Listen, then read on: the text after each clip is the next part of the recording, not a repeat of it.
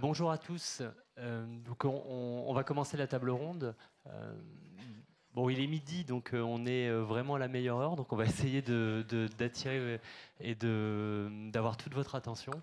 Et on va commencer par un petit tour de table, peut-être pour que vous puissiez identifier chacun et les rôles dans leur société. Je commence vu que j'ai le micro dans la main. Donc Erwan Brouder, donc je dirige la division cybersécurité de Sopra Steria. Et donc du coup, je suis très content d'être parmi vous pour discuter un petit peu du sujet data. Et évidemment, je ferai un petit peu de connexion avec la cyber autour de ça. Alors, Nicolas Muadri, je suis le dirigeant de Streamline. Streamline, c'est quoi? C'est une deep tech universelle en logiciel. Donc, nous avons fait 15 ans de R&D et là, nous entamons notre phase de croissance commerciale intrinsèque. Bonjour à tous, Candice Doge, donc je dirige la business unit de Docapos Digital Identity and Services. Donc Docapos en tant que positionné sur la confiance numérique, et donc moi j'en charge l'ensemble des activités autour de l'identité numérique. Bonjour à toutes et à tous, Fabrice Tocco, cofondateur et co-dirigeant de Dawex. Dawex est une solution technologique qui permet de créer des écosystèmes d'échange de données, de confiance, et on opère dans tous les secteurs d'activité. Paul-Olivier Gibert, fondateur de Digital Ethics, société qui aide ses clients à être confortables avec l'utilisation des données et avec une approche qui a tendance à considérer que les solutions que l'on peut trouver au problème de conformité de l'utilisation des données vient de la compréhension des données par elles-mêmes, que ce n'est pas un problème de droit, c'est plus un problème de data science qu'un problème juridique. Mais on pourra vous expliquer ça de manière plus précise tout à l'heure. Alors donc pour rentrer dans le vif du sujet, je vais replacer un petit peu de contexte. Donc on est évidemment dans un monde de plus en plus connecté, dans un monde qui collecte de plus en plus de données, qui la traite, qui l'analyse, qui la met à disposition, dans un intérêt, on le voit bien, il ne faut pas être naïf, plutôt des entreprises qui la collectent et des entreprises qui les vendent. Et dans ce contexte-là, on peut se demander quelle est la place du consommateur, comment est-ce qu'on va pouvoir continuer à lui donner, en fait, à lui maintenir sa liberté autour de ça. Donc la première question qu'on pouvait se poser, c'était finalement qu'est-ce que la réglementation prépare actuellement, parce que le constat, c'est que aujourd'hui, mon constat, c'est que c'est quand même un petit peu le Far West. Donc, Fabrice. Oui. Donc, on a des gens qui n'ont pas faim ou qui en fait sont très intéressés. Donc, je vais leur donner à manger. Juste pour revenir à la genèse de la société, donc c'est notre deuxième société avec mon cofondateur, toujours dans la data. Et lorsqu'on a démarré Dawex en 2014, notre vision c'était que à terme les marchés de la donnée, l'économie de la donnée serait aussi structurée que les marchés financiers. Donc ça, c'était notre vision assez claire de l'économie de la donnée. À l'époque, on était en 2012, 2013, 2014. C'était l'avènement de l'open data, avec toutes les lois open data qui sont sorties et qui ont permis, parce qu'on connaît aujourd'hui de l'open data. Et il nous paraissait assez évident que les entreprises voudraient échanger de la donnée entre elles de manière beaucoup plus systématique, massive, que ce soit pour créer des partenariats, pour avoir de la monétisation directe, de la valorisation de la marque, et tout un élément lié à l'écosystème. Et que ça viendrait nécessairement avec une structuration de la réglementation. À l'époque, était en train d'arriver le RGPD, donc qui était mis en place en 2015, qui s'applique sur les données personnelles. Il nous semblait également important qu'un jour il y aurait des réglementations sur tous les types de données, également les données non personnelles, qu'elles peuvent être données personnelles anonymisées, ou tout simplement données industrielles, données de logistique, données commerciales. Donc ça, c'était notre vision à l'époque. On en est aujourd'hui, pour faire très très simple. Aujourd'hui, on a plusieurs choses. On a deux réglementations majeures. Une qui va rentrer en vigueur en septembre 2023, qui est le Data Governance Act, qui va réguler les intermédiaires d'échange de données. Donc des sociétés comme les nôtres qui proposent des technologies et nos clients qui les utilisent, et je pourrais revenir ensuite là-dessus. Deuxième réglementation qui, elle, est encore en discussion, et qui sera certainement implémenté en 2024-2025, qui est le Data Act. Et pour faire très simple, on pourra revenir dessus, mais le Data Act va accélérer la réutilisation et la diffusion des données provenant d'objets connectés. Le mot objet connecté étant très vaste et sciemment utilisé par la Commission européenne. Donc ça pourrait être tout type de données venant d'une montre, d'une voiture, d'un avion, tant qu'il est connecté. Donc ça, c'est super important. Donc, ce que nous, on a vu arriver, c'est cette réglementation. En parallèle de ça, se sont créées des associations assez, aujourd'hui, importantes et qui comptent dans le paysage, telles que, je vais en citer une, telle que Gaia X, par exemple. Je pense que beaucoup de gens ont entendu parler de Gaia X. Aujourd'hui, c'est plus de 300 organisations en Europe. Gaia X travaille sur les architectures de référence pour les échanges de données, dont fait partie DAWEX. Et des nouveautés également qui ont été lancées il y a quelques semaines à l'initiative de quelques organisations dont DAWEX, des normes, la norme Trusted Data Transaction. Qu'est-ce que c'est qu'une transaction de données de confiance? Donc, quel est et là, c'est très vaste parce que c'est pas que la donnée qui est concernée, c'est le fournisseur de la donnée, c'est l'acquéreur de la donnée, c'est la manière dont les données sont échangées. Est-ce que c'est compliant à la réglementation? Est-ce que ça respecte les droits de chacun? Et donc, en fait, la thématique, c'est la naïveté. Je pense qu'il n'y a plus beaucoup de naïveté autour des données. Et pourtant, il reste quand même une volonté d'ouvrir. Dans le Data Governance Act, il y a un élément qui parle d'altruisme des données, qui est la possibilité qui est proposée, ou l'incentive de proposer à tout à chacun, personne individuelle ou entreprise privée, de proposer ces données pour le bien commun, avec une forme de reconnaissance et de reward. Donc voilà le contexte aujourd'hui, le paysage qui est en train de se structurer très fortement autour des échanges de données. Du coup, on voit que le législateur se préoccupe. Hein, donc là, vous parlez d'échange, de stockage, de collecte, de traitement. Mais à l'intérieur de ça, on pourrait se poser la question quand même finalement, au niveau du consommateur, du traitement qui est donné de sa donnée personnelle. Finalement, comment est-ce qu'on lui redonne le pouvoir sur savoir ce qu'on collecte sur lui et finalement, comment on protège cette donnée à un moment donné. Donc c'est intéressant parce qu'aujourd'hui, on a un DPO avec nous qui peut peut-être nous en parler.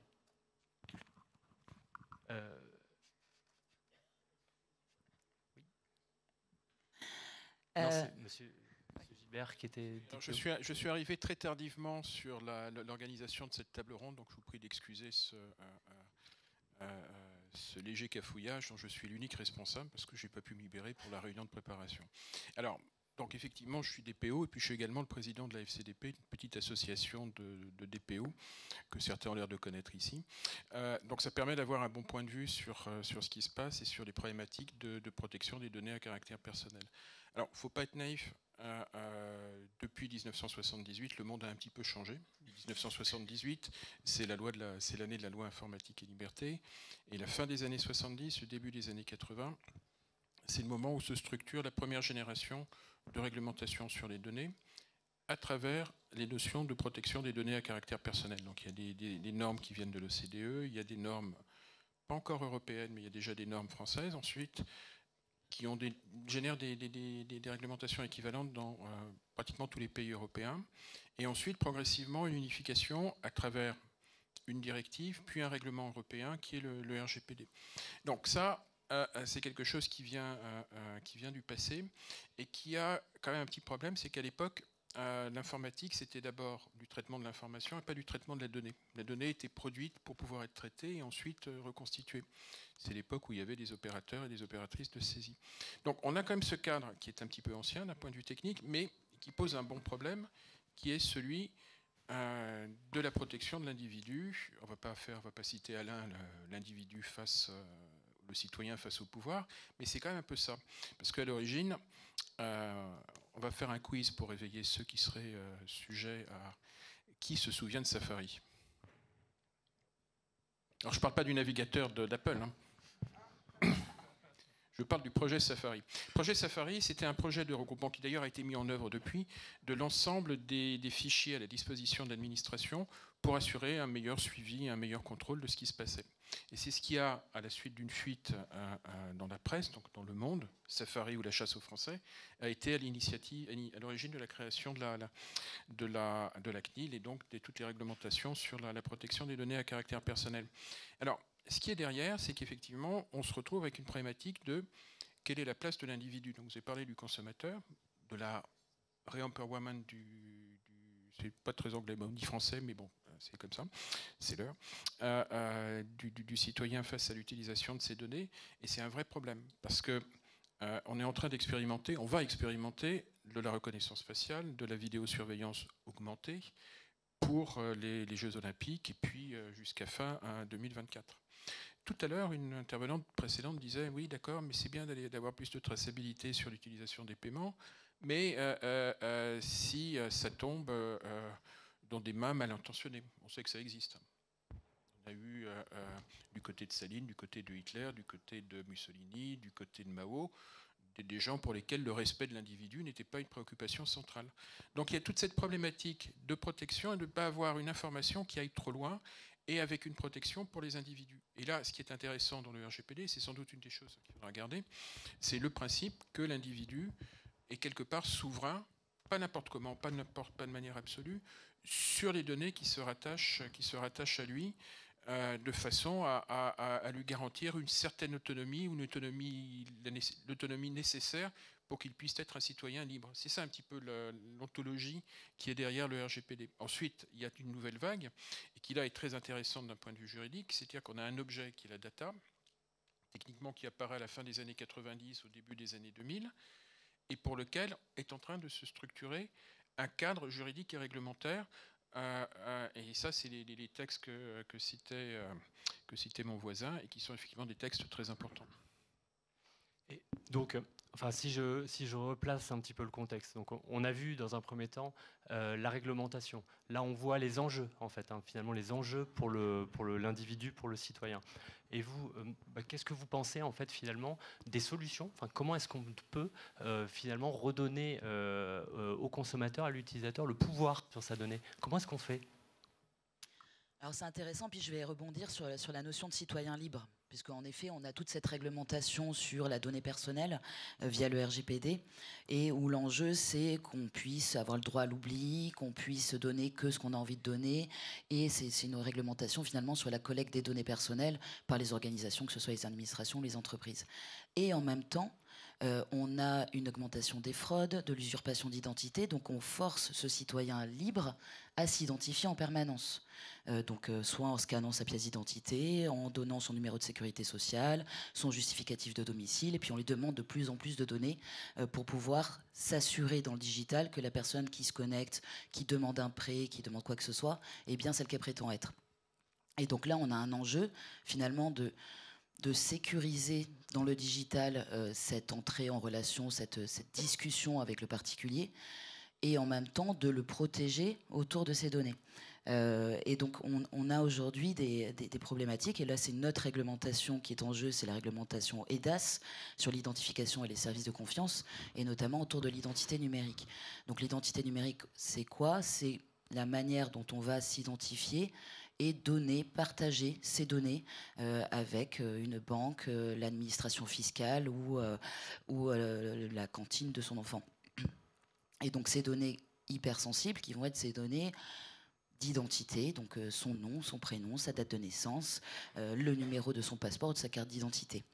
Et on a aujourd'hui des tiers de confiance, des référents de confiance qui vont collecter cette donnée et la partager à la demande et avec le consentement du citoyen auprès des entreprises et des administrations. Et donc c'est d'autant plus important dans le contexte dans lequel on est. Je ne vais pas annoncer un grand scoop en disant que la digitalisation elle est massive et elle est de plus en plus forcée, et d'autant plus depuis la crise sanitaire. Et on a vu un certain nombre de démarches se digitaliser très très vite. Et en même temps, une augmentation des fraudes et des fraudes à l'identité qui ont explosé. C'est une entreprise sur 3 qui a été victime d'usurpation d'identité. Donc c'est assez important. Et je vais vous donner un exemple, c'est le compte personnel de formation. Pour réveiller la salle, qui n'a jamais été appelé sur le compte personnel de formation? Monsieur n'a jamais été appelé? Bravo. Vous avez bien caché votre numéro de téléphone. Oui, c'est ça. Est-ce que vous avez un numéro de téléphone? Donc, compte personnel de formation, il y a eu des fraudes qui ont été massives et multiformes. Hein. Ça a été des fraudes à l'identité, du phishing, du démarchage téléphonique, des organismes frauduleux. Enfin, je pense qu'ils ont à peu près cumulé l'ensemble des fraudes possibles. Et puis avec donc un abondement de l'État. Hein. Vous avez tous un abondement en fonction de votre carrière professionnelle de 2 000 à 5 000 euros sur son compte personnel. Et donc on a changé les points formation en euros depuis 3-4 ans. Et il y a eu une volonté de l'État de sécuriser, parce que cette fraude, et notamment la fraude à l'identité, passait par France Connect, donc c'était la récupération des numéros de sécu, globalement, ça se faisait par là, et donc la connexion à votre CPF, et bam, je le transfère sur un organisme frauduleux, et je récupère cet argent, et selon le Conseil d'État, qui est quand même la face immergée de l'iceberg, c'est 51 millions d'euros en 2021 qui ont été détournés d'argent public. Et c'est Tracfin qui a sorti ces chiffres-là, et on sait que c'est qu'une face un peu émergée de cette fraude. Donc il a été mis en place l'identité numérique de la Poste, qui est la première et la seule à être qualifiée par l'Agence nationale de sécurité informatique. Et donc ce qu'on a fait sur cette donnée, c'est qu'on la collecte sur la demande de l'utilisateur. On vérifie que Candice Doge est bien Candice Doge, et on va lui donner un moyen de sécuriser sa connexion et de dire que c'est bien lui qui se connecte et qui a le droit d'accéder à son compte personnel de formation. Après cette bascule-là, donc la mise en place de l'identité numérique, on a réduit à peu près de 30% la demande de formation et du coup la fraude qui était liée au compte personnel de formation. Donc je pense qu'on a à la fois protégé cette donnée personnelle, on a remis à la main du consommateur citoyen sa donnée, on le protège sur l'usurpation d'identité grâce à ce service qu'est l'identité numérique. D'accord. On voit en fait que finalement ces menaces, elles sont à la fois dans la collecte de la donnée, dans le traitement qui en est fait, bon, les échanges évidemment, et ensuite dans ce que l'utilisateur va pouvoir en faire, dans la vue qu'il va pouvoir en avoir finalement avec cette identité qui va être importante. Et l'État reprend la main quelque part à pouvoir donner cette vue-là aux utilisateurs. Et on peut imaginer un nouvel enjeu aussi pour l'État, qui va être d'accompagner le consommateur dans la reprise de son activité en cas d'usurpation. En fait, ce sera plus facile parce qu'on aura un point d'entrée.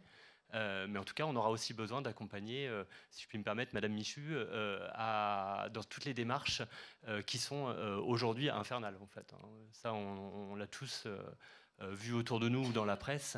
Quand on perd son identité, quand on perd l'accès à sa donnée, ça devient infernal. Ensuite, sur les mesures de protection en fait, qu'on va pouvoir finalement amener autour de ces données, quel est pour vous votre avis? Quelles sont les mesures principales en fait? Oui, effectivement. Au niveau des données stockées, il faut voir cet aspect donc, de manière globale. Il n'y a pas que la donnée elle-même, il y a aussi l'ensemble du contexte. Et l'ensemble du contexte est composé donc des applications qui traitent ces données, qui les transportent, qui permettent leur utilisation. Il y a ensuite les locaux qui hébergent donc l'infrastructure et ses applications. Il y a les infrastructures elles-mêmes qu'il faut sécuriser. Il y a ensuite, il faut voir aussi la sécurité du stockage des données au niveau de l'humain, qui tourne autour du profilage en fait des personnes recrutées en interne pour donc faire en sorte que ces données soient traitées correctement. Si je prends l'exemple des applications, c'est un aspect qui est assez négligé parfois. C'est qu'il faut d'abord commencer par écrire des applications dans les règles de l'art. Il y a beaucoup d'applications qui constituent des failles, des premières failles, qui sont en fait constituent une porte d'entrée des attaques qui viennent de l'extérieur. Donc, une des premières actions à appliquer, c'est d'arriver donc à développer des applications qui respectent les règles de l'art en termes de programmation, en termes de mise en place, en termes d'utilisation. Ça, c'est le premier point. Le deuxième point, les locaux. Les locaux qui hébergent donc ces applications, les infrastructures. Mais il y a également à mettre en place des procédures d'accès aux locaux qui sécurisent l'accès aux locaux, des systèmes de surveillance, comme la reconnaissance faciale qui se développe de plus en plus, qui devient donc de plus en plus efficace. Il y a aussi donc les contrôles à mettre en place dans la circulation du personnel interne ou externe qui agit dans le traitement des données, dans leur stockage, dans le contrôle du transport des informations liées à ces données. Il y a aussi les infrastructures elles-mêmes qu'il faut sécuriser. Donc, il y a tout un tas de dispositifs logiciels et physiques qui donc, sécurisent donc, ces infrastructures. Et je prends un exemple au niveau de la façon de traiter ces données. Donc aujourd'hui, on a énormément de solutions qui partent sur des principes de stockage en centrale. Alors, on pourrait imaginer, c'est une réflexion, c'est au niveau de ces dispositifs centralisés, pourquoi ne pas imaginer de séparer la partie stockage des données et la partie traitement. On pourrait imaginer, pour aller vers un système de sécurité amélioré, de faire en sorte que le traitement reste sur des serveurs centraux, des systèmes hébergés en centrale, mais que les données elles-mêmes restent donc en local et donc stockées par les différents acteurs, donc détenteurs de ces données. Donc ça peut être une piste de réflexion qui pourrait améliorer et apporter donc une amélioration, une sécurité supplémentaire dans le stockage des données, leur traitement, leur transport. En fait, finalement, ce qu'il faut qu'on garde en tête quand on pose une donnée en fait, dans un système d'information, c'est qu'aujourd'hui, cette donnée, enfin, la réglementation va nous obliger à la sécuriser. Et le transfert de responsabilité va être non pas sur la personne finalement qui va stocker la donnée, un hébergeur cloud par exemple, sans le nommer. La responsabilité, en fait, elle va être sur le fournisseur du service. En fait, c'est lui qui va être visible en fait finalement par rapport au client. Vous avez une fuite sur une fintech.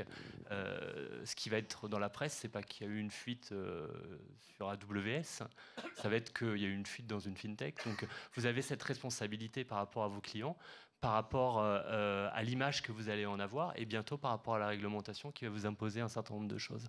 Donc, toute la partie technique sécurité, elle est hyper importante parce qu'il va falloir pouvoir le contrôler. Donc, encore une fois, dans le stockage, l'échange et tout ça. Juste un petit compliment. La responsabilité, elle existe déjà. Dès qu'on est sur des données à caractère personnel, et on y est très vite, puisque c'est toute donnée qui permet directement ou indirectement d'identifier une personne ou qui se rattache à une personne physique identifiée. Et là, on a toutes les possibilités de sanctions du RGPD. Donc le risque de sanction existe déjà, et il sera bien évidemment complété par les autres réglementations. Oui, pour rebondir, c'est vraiment un dispositif qui est en train de se mettre en place. Donc le complément, c'est le Data Governance Act et le Data Act. Certaines organisations poussent pour que dans certains secteurs avec une très forte asymétrie, je pense au secteur agricole, vous avez 4 fournisseurs de phytosanitaires dans le monde globalement et des centaines de milliers d'exploitations en Europe, qu'il y ait la nécessité de passer par des intermédiaires d'échange de données pour tout échange de données, pour qu'on puisse contrôler qu'est-ce qui est échangé. Est-ce que c'est fait de manière conforme, de manière sécurisée? Est-ce que les données sont stockées au bon endroit? Est-ce qu'elles sont utilisées de manière correcte? Et donc ce dispositif, en fait, il est en train de se mettre en place petit à petit. Et on peut imaginer que d'ici 5 à 10 ans, on ait vraiment des tuyaux qui se connectent entre eux, et pour que en fait, le maximum de sécurité soit à la fois sur toutes les parties processing, stockage, échange, utilisation. Et l'autre point, c'est qu'on voit également d'autres zones dans le monde s'y mettre. Typiquement le Japon, qui est en train de regarder ce que fait l'Europe pour pouvoir adapter sa réglementation et s'en inspirer. On trouvait intéressant aussi du coup de parler dans la typologie des données en fait qu'on va manipuler. On a des données structurées, des données à valeur ajoutée avec de la donnée personnelle, de la donnée bancaire, enfin, de la donnée métier hein, d'une manière générale, de la donnée qui a une valeur en fait pour quelqu'un pour la collecter et pour la revendre en fait.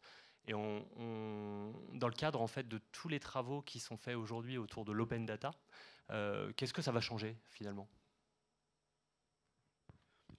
Je me réattache à la réglementation qui va arriver. Le Data Act est très intéressant parce qu'il va contraindre les fournisseurs d'objets connectés à donner accès à l'utilisateur final, à sa donnée, mais à sa donnée brute.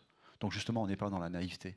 Si la donnée a été travaillée par le fournisseur de la montre connectée, de la balance connectée, c'est sa donnée. Si elle a été croisée, enrichie, c'est sa donnée.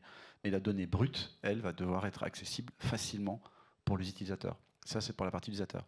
Et pour accélérer la notion de compétitivité, une entreprise de taille moyenne ou petite pourra également demander l'accès à certaines données auprès de grandes entreprises s'il y a un lien au niveau de machines, par exemple. Et en termes de sensibilité, en fait, cette donnée, elle va contenir quoi en ce qui concerne finalement l'utilisateur ? Enfin l'utilisateur, le consommateur. Est-ce que on va avoir également des problématiques RGPD tout simplement dans cette donnée? Juste pour prendre à nouveau l'exemple du secteur agricole, très intéressant, on est vraiment sur un mix de données personnelles et de données en entreprise en fait, puisque c'est assez hybride.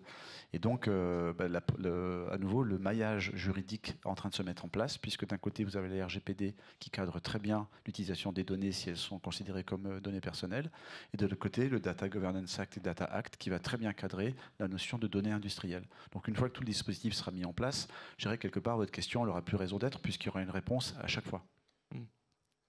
Très bien. Écoutez, je ne sais pas si vous avez des questions dans la salle autour de ces thématiques.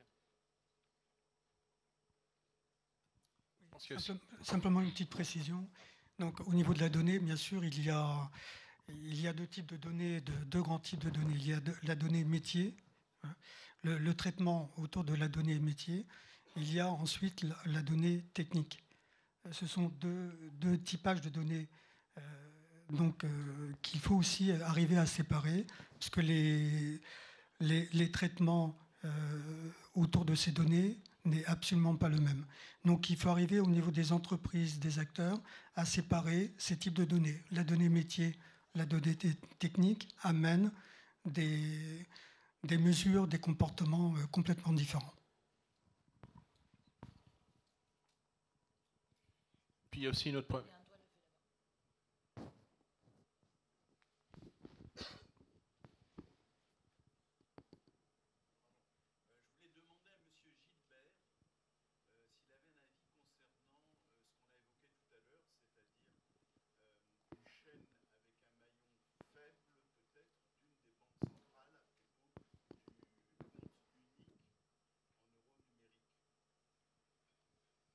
Quelle est exactement votre question? Parce que je n'étais pas là lorsqu'on en a parlé.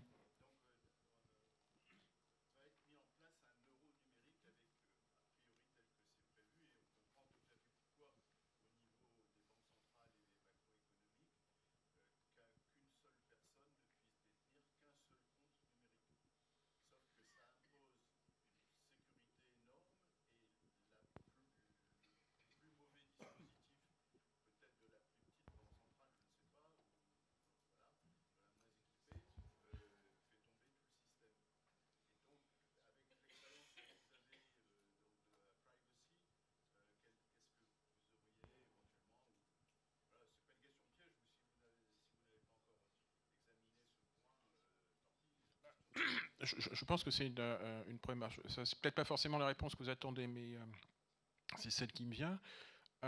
C'est un point qui est critique. C'est-à-dire qu'on voit qu'au sein de l'Union européenne, pour reprendre cet exemple qu'on connaît relativement bien, tous les pays n'ont pas forcément exactement les mêmes valeurs ou ne les appliquent pas exactement de la même façon. Donc, oui, ça vous fait sourire? Vous avez quelques exemples peut-être? Ou des contre-exemples? Non, mais c'est vrai que la question... Bon, alors, je crois qu'effectivement, il y a un risque dans la mesure où on raisonne à un niveau européen ou à un niveau international, et qu'effectivement, comme toujours, mais ce n'est pas simplement une question de données personnelles, c'est le maillon faible qui est comment dire, le point de résistance maximum. C'est-à-dire que si le maillon faible n'est pas bon, que ce soit d'un point de vue technique ou en termes d'éthique par rapport aux données, ça met en risque l'ensemble du dispositif. Est-ce que c'est le type de problématique que vous aviez envisagé? Mais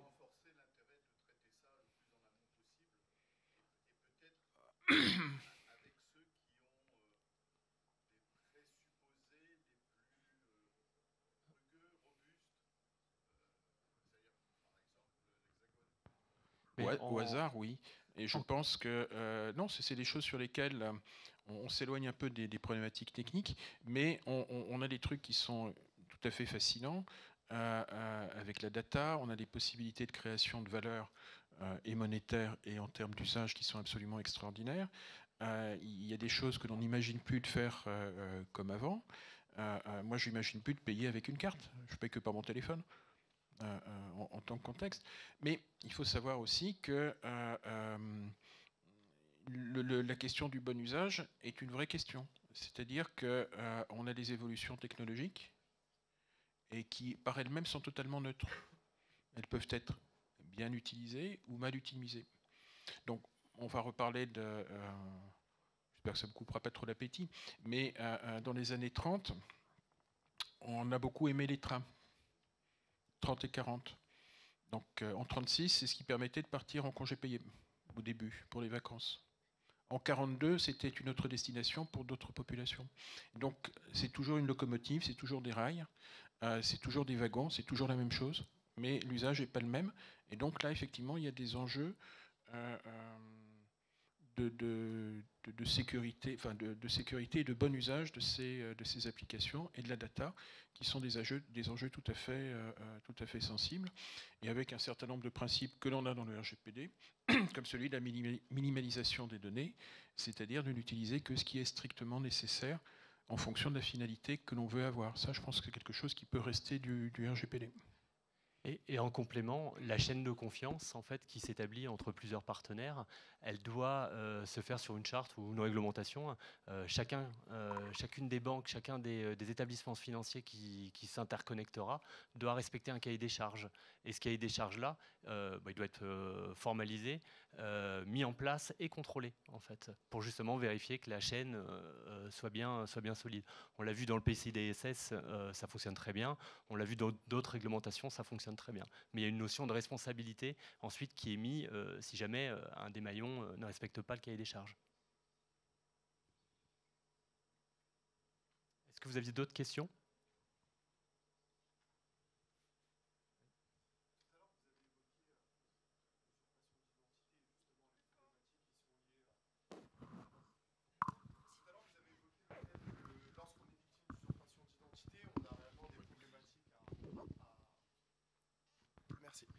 Donc, je reprends. Vous avez évoqué le fait que lorsqu'on est victime d'usurpation d'identité, bon, c'est un réel enfer de pouvoir ensuite accéder à sa donnée, sa propre donnée. C'est quelque chose que je connais très bien puisque nous, justement, on a une entreprise qui lutte contre l'usurpation d'identité pour pouvoir aider les citoyens. Et on a cette problématique-là qui est liée au fait de le RGPD. On a du mal à faire appliquer le RGPD, le droit d'accès à la donnée, lorsque les personnes sont déjà victimes d'usurpation d'identité. Parce que l'entreprise va venir se retrancher devant le fait que êtes-vous bien, au final, la bonne personne à qui je dois transmettre cette information, enfin votre donnée personnelle, hein, au final. Et voilà, j'aimerais savoir, quelque part, est-ce qu'il y a des dispositifs qui sont éventuellement mis en place dans le Data Act dont vous avez parlé, et puis éventuellement au niveau du RGPD. Je fais de la projection. Ce que nous, on pousse, ce qu'on imagine, et peut-être que je ne serai même plus là pour en parler, c'est que tout échange de données demain se fera par des tuyaux de conformité. Un échange de données qui ne se fera pas de manière, on va dire, réglementée par une organisation qui a été elle-même labellisée et identifiée, ne sera pas valide. Donc ça va limiter fortement qui aujourd'hui, c'est quand même, c'est devenu assez rare de payer sa voiture en liquide quand même. Donc ça deviendra aussi rare. Et donc à partir du moment où toutes les données, tous les échanges de données se font par des sociétés publiques ou privées qui ont été certifiées, auditées, qui sont sous un organisme de contrôle, à partir du moment où ça c'est en place, alors l'utilisation de données usurpées va devenir très compliquée, voire quasiment impossible. Donc c'est aussi par la partie tuyauterie que va se résoudre la problématique de l'usurpation d'identité. Alors, pour rebondir là-dessus, tuyauterie en effet, et aussi sécurisation des transactions.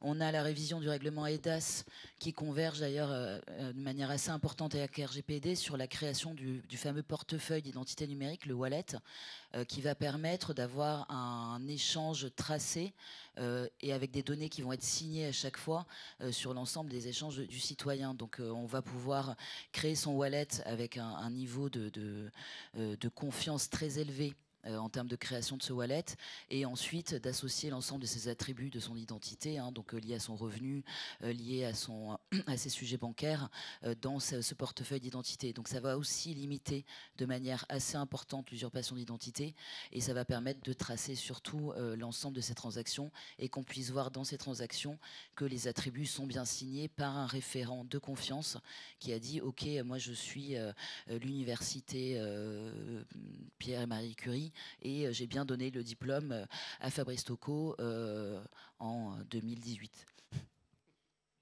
Certainement avant. Merci. Est-ce qu'il y avait d'autres questions?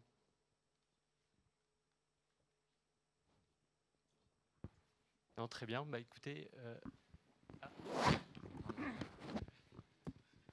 écoutez, il ne me reste plus qu'à vous souhaiter un bon appétit et une bonne journée. N'hésitez pas à nous contacter individuellement si certains sujets pouvaient vous intéresser à développer.